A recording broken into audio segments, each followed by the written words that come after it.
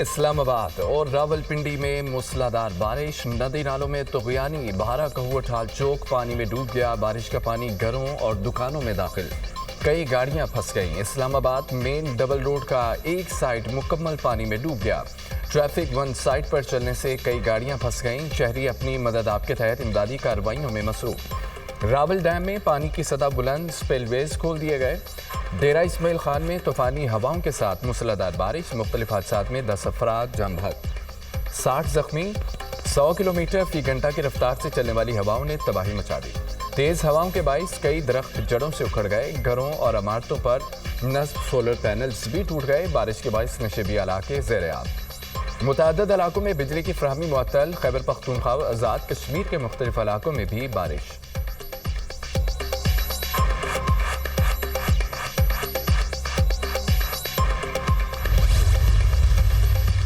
30 اگست تک ملک میں شدید بارشوں کا الرٹ جاری۔ خیبر پختونخوا میں بارشوں کے باعث فلیش فلڈ اور اربن فلڈنگ کا خدشہ۔ چترال، دیر، سوات، کوہستان، منصہرہ اور ایبٹ آباد میں لینڈ سلائیڈنگ کا امکان۔ پشاور، نوشہرہ اور مردان کے نشیبی علاقوں میں اربن فلڈنگ کا خطرہ ہے۔ عوام اور سیاحوں کو غیر ضروری سفر نہ کرنے کی ہدایت۔ پی ڈی ایم اے نے الرٹ جاری کر دیا۔ دریائے گلگت کے بہاؤ میں اضافے کا خدشہ، دریا سے ملحقہ تمام ہوٹلز کو بند کر دیا گیا۔ دریائے ستلج میں گنڈا سنگھ وارہ کے مقام پر اونچے درجے کا سیلاب۔ قصور میں سیلاب زدہ علاقوں میں امدادی کارروائیاں جاری۔ فلڈ ریلیف آپریشن میں 5,500 کے قریب متاثرین محفوظ مقام پر منتقل۔ 800 سے زائد مویشیوں کو بھی محفوظ مقامات پر منتقل کر دیا گیا۔ فلڈ فور کاسٹنگ کے مطابق حید سلیمانکی پر نچلے درجے کا سیلاب ہے۔ گڈو براج پر بھی اونچے درجے کا سیلاب ہے۔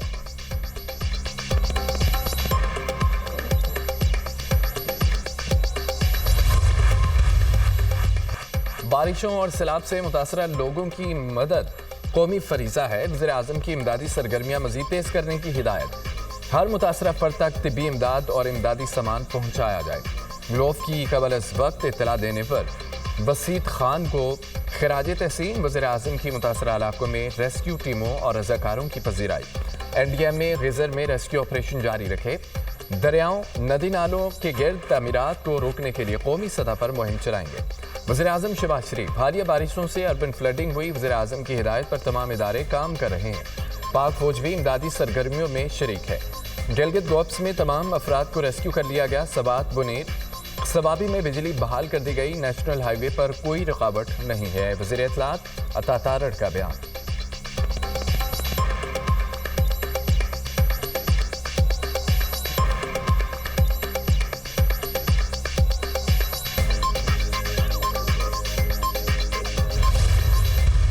غزر تھل داس میں گلیشیئر پھٹنے سے تباہی، سیلابی ریلوں سے 100 کے قریب مکان متاثر، 55 گھر صفائی ہستی سے مٹ گئے۔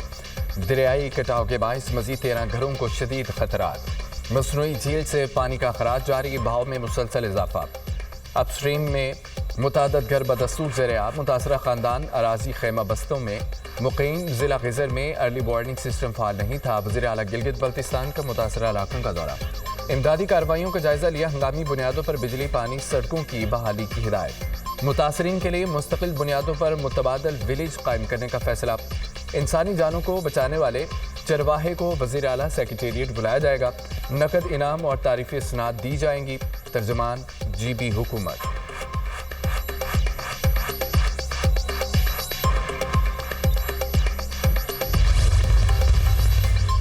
کراچی میں سرکاری ملازم پر تشدد کا معاملہ، صوبائی وزیر سعید غنی کے بھائی فرحان غنی سمیت 5 افراد نے تھانے جا کر گرفتاری دے دی۔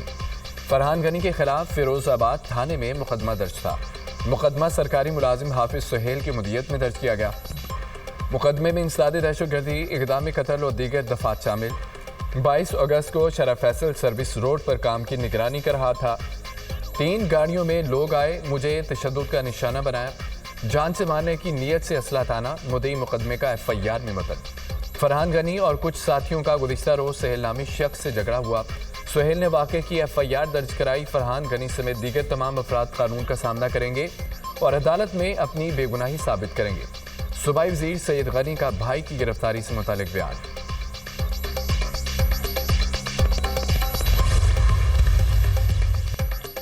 وزیر خارجہ اسحاق ڈار کا بنگلہ دیش کا 2 روزہ سرکاری دورہ۔ وزیر خارجہ کی سیاسی قیادت سے ملاقاتوں کے لیے پاکستان ہائی کمیشن آمد تمام شراکت داروں سے روابط چاہتے ہیں۔ بنگلہ دیش کے ساتھ مضبوط تعلقات کے خواہاں ہیں۔ دونوں ملکوں کے عوام امن و خوشحالی چاہتے ہیں۔ پاکستانی ہائی کمیشن ڈھاکہ میں تقریب سے خطاب۔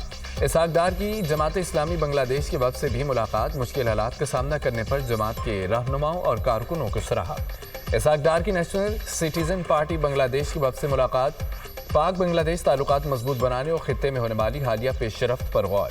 وزیر خارجہ کی بنگلہ دیش کے چیف ایڈوائزر پروفیسر محمد یونس سے بھی ملاقات شیڈول۔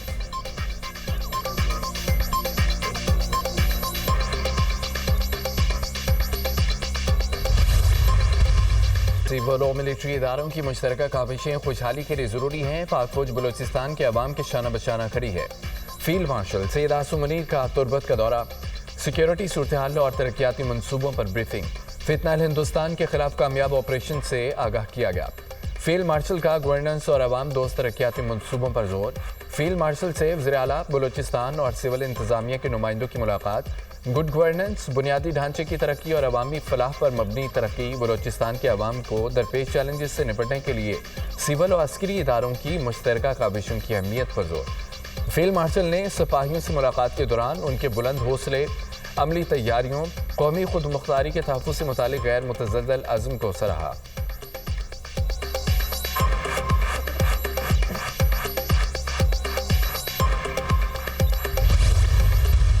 کراچی میں بھارتی خفیہ ایجنسی را کا بڑا نیٹ ورک پکڑا گیا۔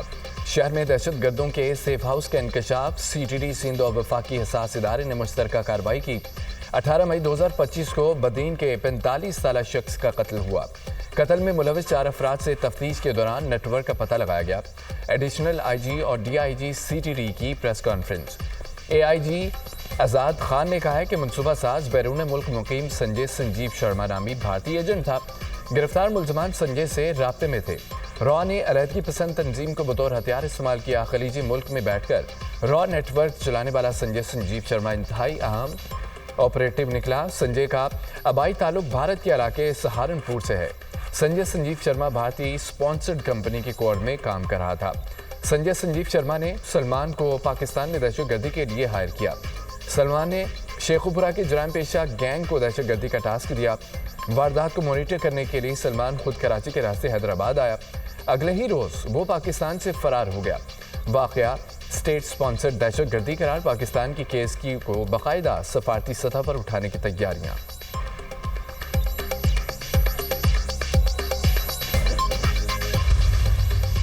جے شنکر کی ٹرمپ پر تنقید۔ آپریشن سندور میں امریکی کالز کا اعتراف بھی کر لیا۔ بھارتی وزیر خارجہ نے تقریب سے خطاب میں کہا کہ آپریشن سندور کے دوران امریکہ کی جانب سے کالز موصول ہوئیں۔ کوئی ایسا امریکی صدر نہیں دیکھا جس نے خارجہ پالیسی کو عوامی انداز میں چلایا ہو۔